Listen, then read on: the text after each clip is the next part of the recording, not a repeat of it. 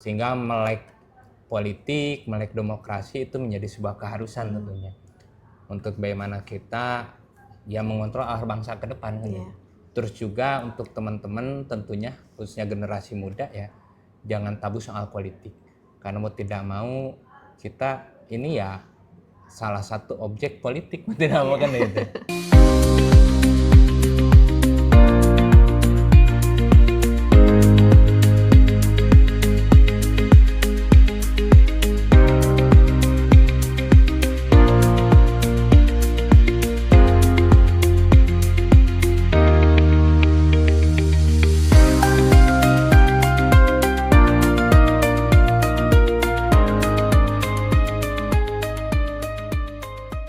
Halo teman pemilih Sampurasun.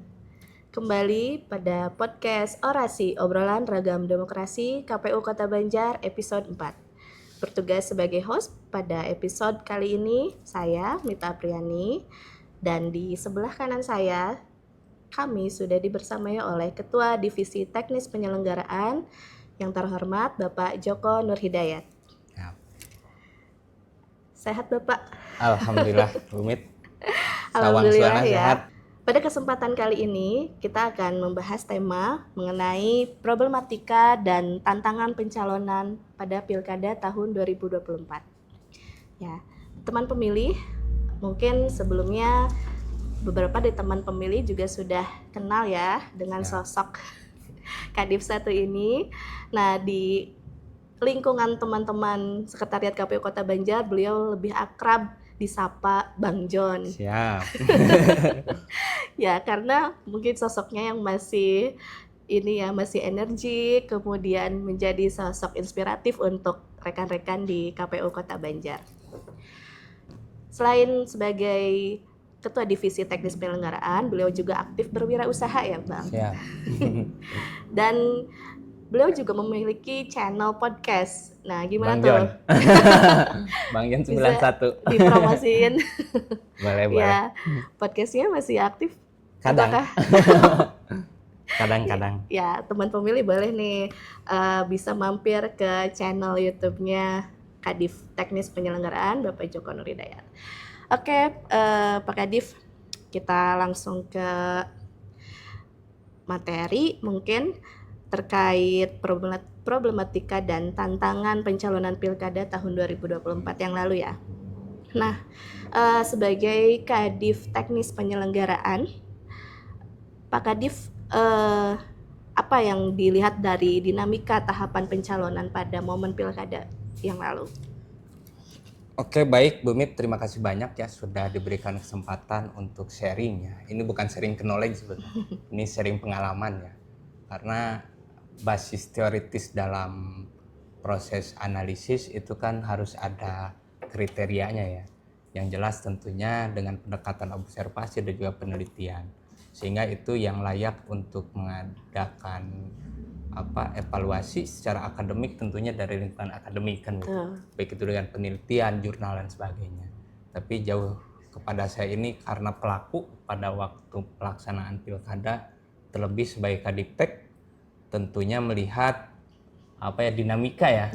Dinamika yang terjadi kemarin pas pencalonan pilkada serentak ini menjadi dinamika bersama tentunya. Karena kalau penyelenggara pemilu itu kan bukan hanya mutlak KPU kan itu. Paling tidak dalam aturan dan undang-undang itu ada 3, KPU, Bawaslu dan juga DKPP. Betul. Itu mungkin garda teknis di depan untuk penyelenggaraan. Dan juga ada support sistem lain itu. Itu pemerintah daerah. Sehingga tentunya kemarin itu ekstra ya. Semua penyelenggara dan juga pemerintah daerah dan unsur terkait ini konsentrasi full. Karena spirit pilkada serentak ini kan ada 2 ya yang saya tahu dari basis literasi yang saya dapat. Ini pertama efisiensi, baik itu efisiensi anggaran, terus juga efisiensi waktu kan itu. Terlebih juga ini untuk bagaimana mengelola konflik dinamika yang hadir itu. Sehingga konsentrasi negara itu tentunya semua berkonsentrasi terhadap pilkada serentak. Nah, dinamikanya apa yang paling terasa betul itu karena serentak itu tahapan yang sangat padat. Tahapan yang sangat padat sehingga itu harus ekstra menjaga mental, kesehatan dan juga akal sehat. Karena kalau gak sehat akal tentu badannya gak sehat juga kan gitu. Sehingga itu menjadi tantangan dinamika ya untuk semuanya, bukan hanya penyelenggara. Baik itu pemerintah daerah, pusat, tim keamanan dan juga eksternalitas yang lain. Termasuk pasangan calonnya ya. Termasuk pasangan calon tentunya. Itu sih dinamika yang paling kentara yang dirasakan semua pihak tentunya. Betul. Belum lagi dengan tahapan pemilu yang yang berhimpitan kan itu, yang masih berhimpitan. Dan ini fenomena yang yang terbaru menjadi sejarah dunia ya. Karena yang berhasil melaksanakan pilkada serentak itu baru Indonesia loh. Wah, iya. Indonesia ini yang melaksanakan pilkada serentak satu-satunya, dan kita ketahui Indonesia ini dalam kurun waktu 5 tahun ya, itu masyarakat Indonesia itu ada pemilihan langsung yang banyak loh. Dari tingkatan pusat ya, daerah sampai ke desa. Jadi tidak selesai itu hajat demokrasi elektoralnya hanya pilpres, pemilu, pilkada, bahkan nanti ke depan kan ada pilkades ya. Jadi banyak disuguh-suguhan dengan pemilihan-pemilihan secara langsung. Itu kan spirit yang dilahirkan pasca Orde Baru kan gitu ya. Betul. Nah, dalam proses tahapan pencalonan kemarin fokus apa sih yang menjadi prioritas dari KPU? Kalau fokus KPU ini sebetulnya kalau bicara prioritas, semuanya prioritas ya. Karena tahapan ini tidak mungkin ada tahapan kedua tanpa ada tahapan pertama. Ya. Tapi kalau misalnya ditanya lebih detail, apa sih tugas mendalam divisi teknis? Ya, terutama divisi teknis. Divisi teknis. Ini berkutat tentunya di wilayah pencalonan. Dan lebih akrab itu ke soal calon, politik, olah begitu ya, kurang lebihnya kan gitu. Sehingga tahapan krusial itu semua tahapan saya kira ya, dari tahapan pra pemilihan, proses persiapan pilihan dan juga pasca. Tapi kalau di proses pencalonan, kalau kita lihat di jadwal itu biasa pertama itu soal pengumuman ya, pengumuman pencalonan, baik itu yang dari independen, perseorangan ya. Kalau dulu itu independen, sekarang itu perseorangan, dan juga yang diusung oleh parpol. Terus selanjutnya pendaftaran, verifikasi administrasi, sampai penetapan pasangan calon. Sehingga itu butuh kehati-hatian karena penyelenggara itu sebetulnya sudah ada rule-nya ya.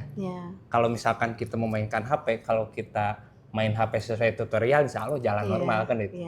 Ya kunci dari penyelenggara itu kan kita berjalan sesuai aturan dan mekanisme aja. Itu aja sebetulnya. Insya Allah semua pertahapannya itu dapat berjalan aja. Asal tahapannya terlewati, terjalankan sesuai aturan, ya dinamika pasti ada lah. Baik. Nah, tadi sempat disinggung mengenai verifikasi administrasi dan faktual.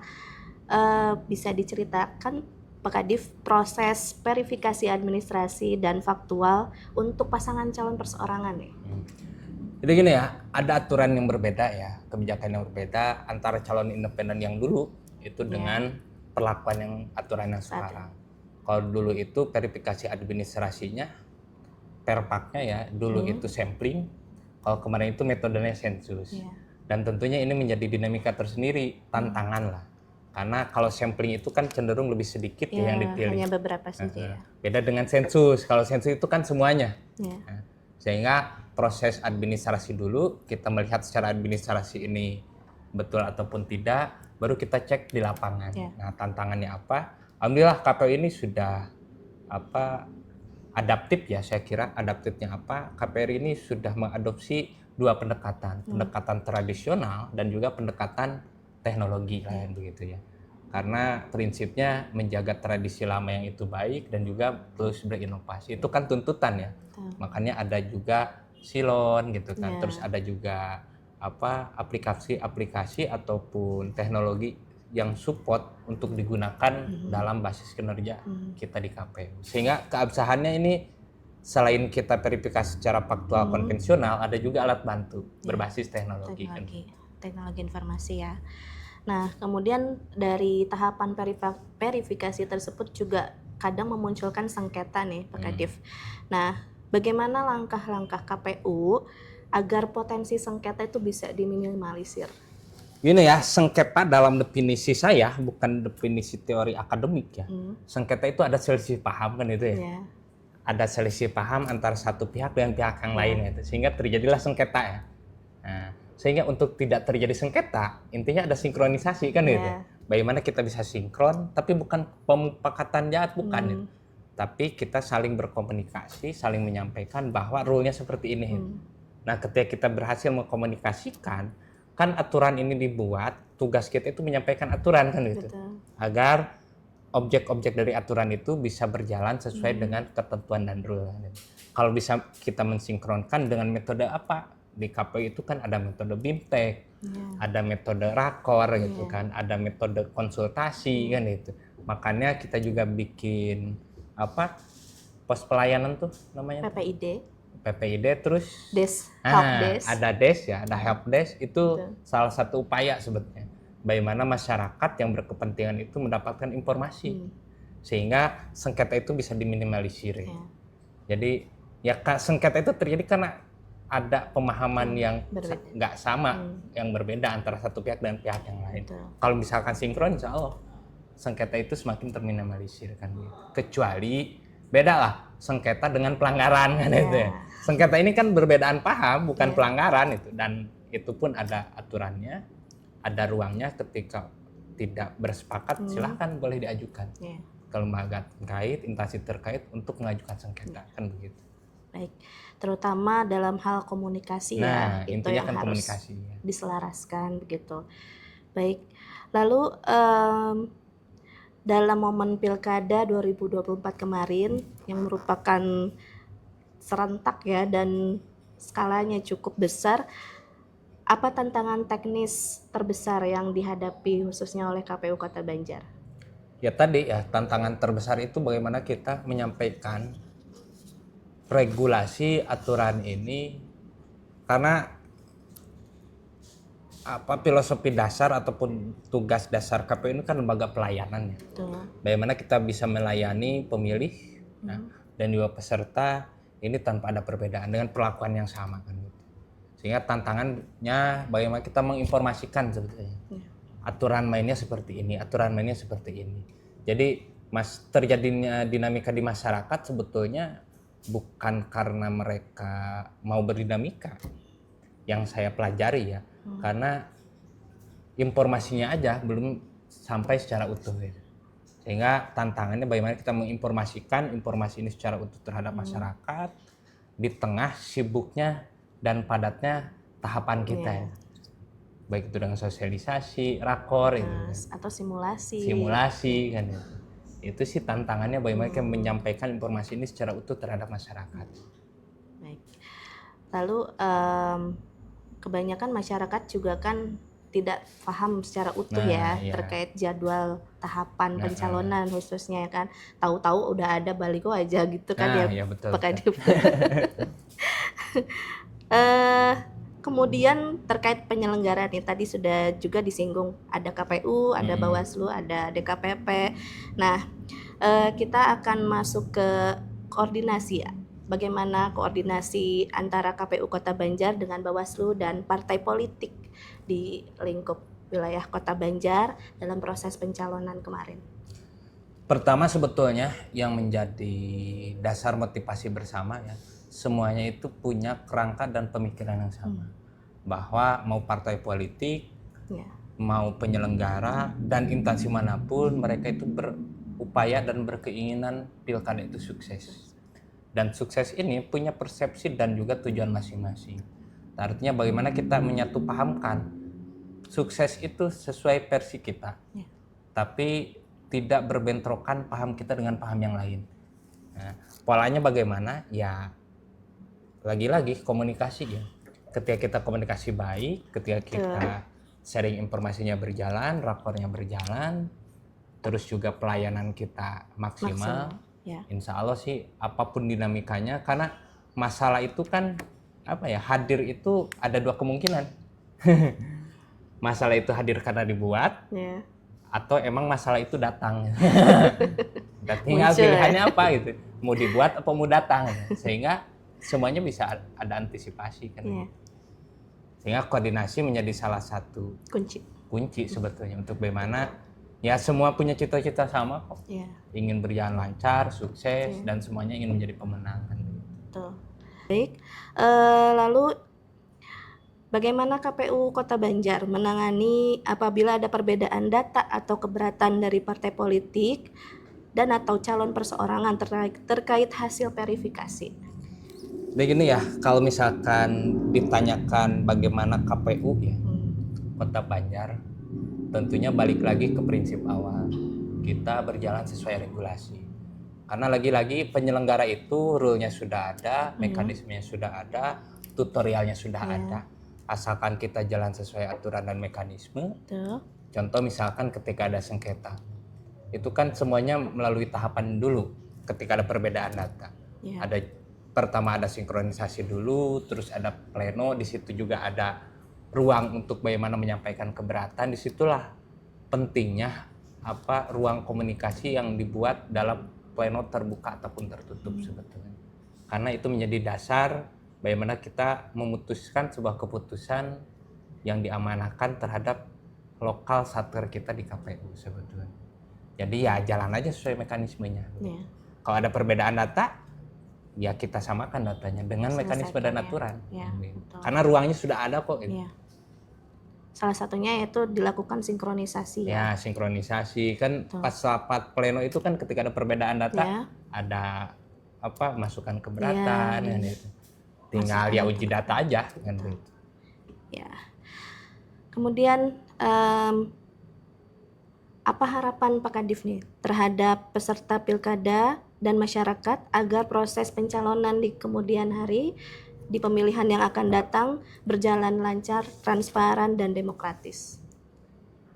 Jadi harapan ke depan ya, saya secara pribadi dan juga atas nama lembaga tentunya, karena pemilihan serentak atau pemilihan secara langsung mau tidak mau ini warisan sejarah dari para pendahulu kita, bagaimana kita ini semakin demokratis dalam menentukan arah kebijakan bangsa, salah satunya dengan kita memilih. Ya. Itu simbol kedaulatan bahwa masyarakat ini punya kuasa untuk bisa menentukan masa depannya. Betul. Sehingga melek politik, melek demokrasi itu menjadi sebuah keharusan tentunya. Untuk bagaimana kita mengontrol arah bangsa ke depan. Ya. Terus juga untuk teman-teman tentunya, khususnya generasi muda ya, jangan tabu soal politik. Karena mau tidak mau kita ini ya salah satu objek politik mau tidak mau kan itu. Sehingga ke depan ya harus sama-sama melek bersama. Betul. Karena ya penyelenggara pun termasuk KPU tentunya butuh kontrol dari masyarakat. Ya sementara kalau misalkan masyarakatnya kurang melek terhadap KPU, kontrolnya bagaimana?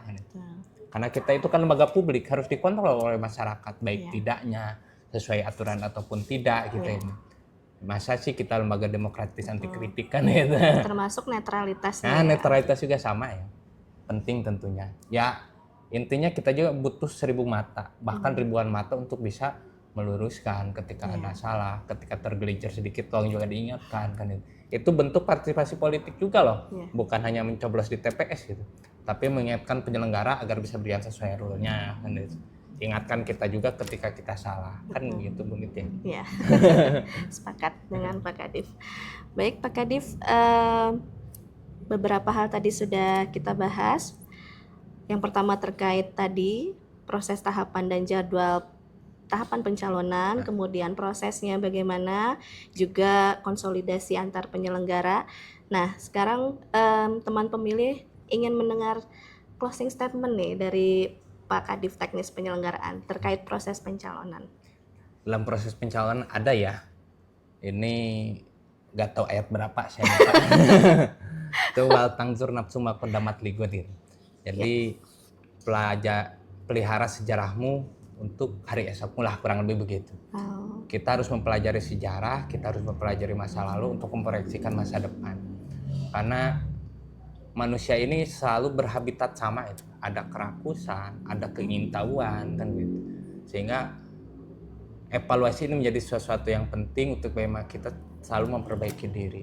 Insya Allah ketika kita terus berevaluasi ya, KPU juga sama, itu akan memperbaiki diri kita baik secara individu, komunal ataupun lembaga. Jadi sama-sama mengevaluasi diri dan juga evaluasi kami ketika ada kekurangan dan kesalahan. Itu sih, Bumit. Mantap, super sekali. Baik teman pemilih, tadi sudah kita simak banyak hal terkait proses pencalonan. Nah, untuk teman pemilih jangan ragu ya Pak Kadif, karena KPU Kota Banjar sudah tersedia helpdesk maupun PPID, dan juga tadi juga disampaikan bahwa teman pemilih jangan tabu terhadap politik gitu. Jadi apapun informasi teman pemilih yang ingin ketahui, teman pemilih bisa datang langsung ke KPU Kota Banjar, khususnya hal-hal yang mengenai kepemiluan. Baik Pak Kadif, terima kasih atas Ya, kebersamaannya. Sebelum kita tutup, saya ada pantun sedikit. boleh. Mohon izin ya Pak Kadif. Ke pasar membeli kelapa, Cakep. sampai di rumah menanak nasi. Siap. Teman pemilih jangan lupa saksikan terus podcast Orasi. Mantap. Baik teman pemilih, terima kasih sudah menonton episode 4 kali ini. Jangan lupa sekali lagi kami ingatkan untuk selalu pantengin terus nih akun resmi media sosial milik KPU Kota Banjar. Subscribe juga akun channel YouTube KPU Kota Banjar yang ini. Kemudian jangan lupa saksikan terus juga episode-episode selanjutnya podcast Orasi KPU Kota Banjar. Baik, saya sebagai host undur diri. Sekali lagi terima kasih Pak Kadif. Ya, Bumit. Salam sehat dan selalu bahagia dan tetap semangat. Amin. Sampai jumpa.